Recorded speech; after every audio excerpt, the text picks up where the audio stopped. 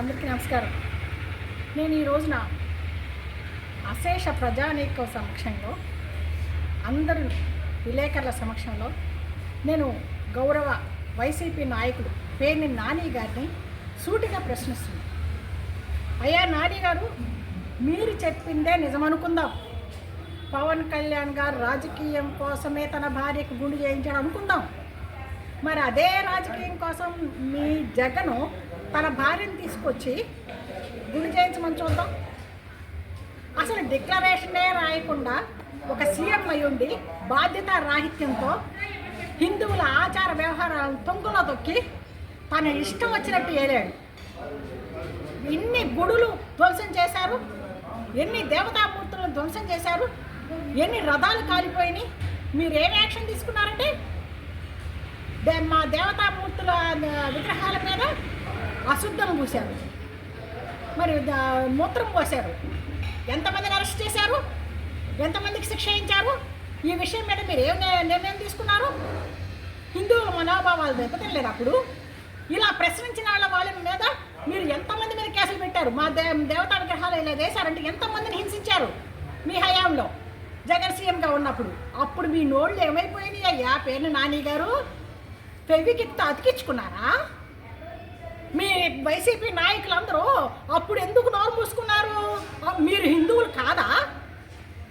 ఎన్నో లక్షల మంది హిందువులు ఇక్కడ మా ప్రతి ఒక్క చిన్న గుడికి కూడా భక్తిభావంతో వెళ్తారు. ఎన్నో లక్షల మంది విదేశీయులు తిరుమలకి ప్రతిరోజు డిక్లరేషన్ ఇచ్చి క్యూలో నిలబడి భక్తిభావంతో నుదుట నామాలు పెట్టుకొని ఆ తిరుమలేసిన అఖిలాండ కోట బ్రహ్మాండ నాయకుడిని దర్శించుకుంటున్నారు. మరి ఏనాడన్నా మీ జగన్ చేశాడా? అతని భార్యను తీసుకొచ్చే దమ్ముందా? గుడికి పట్టు వస్త్రాలు భార్య సమేతంగా ఇవ్వాలి, ఏనాడన్నా ఇచ్చాడా? ఆ రోజున ఏమైంది నీ నోరు? ఇవాళ పవన్ కళ్యాణ్ గారు భార్య గుడి చేయించుకుంటే నీకు ఏమైంది? ఏం మాయరోగం వచ్చింది? ఆమె జన్మతః క్రిస్టియన్ అయినా కూడా తన భర్త మాటకు విలువిచ్చో లేకపోతే తనకే భక్తిభావం పొంగిపోయో తను భక్తిభావంతోనే వచ్చింది. ఎందుకంటే డిక్లరేషన్ ఇచ్చింది, గుండు చేయించుకుంటే చక్కగా, మరి వడ్డన చేసింది, అన్నిట్లో కూడా చాలా ప్రశాంతంగా ఉంది. ఇష్టం లేకుండా చేసే పనికి ఆ మనిషి ముఖంలో అంత ప్రశాంతత ఉండదు. ఆమె భక్తితోనే వచ్చింది. ఈ విషయం యావత్ ప్రజానీకానికి తెలిసిపోతుంది. మరి మీకెందుకు తెలియలేదండి? మీకు అంత బుర్రలేదా?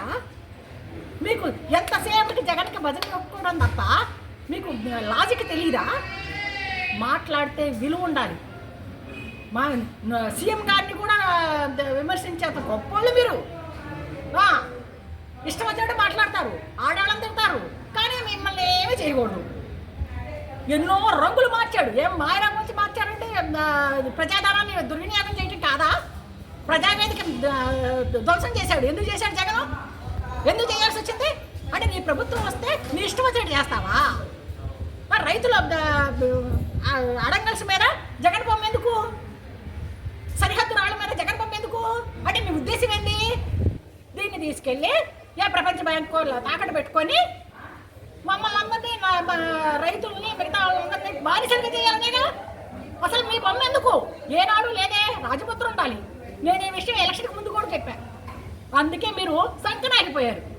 ఇక జన్మలో రావు. పోయినసారి కనీసం 11 అన్నా వచ్చింది. ఇప్పుడు చేసే వేషాలకి మీకు ఆ 11 కూడా రావు.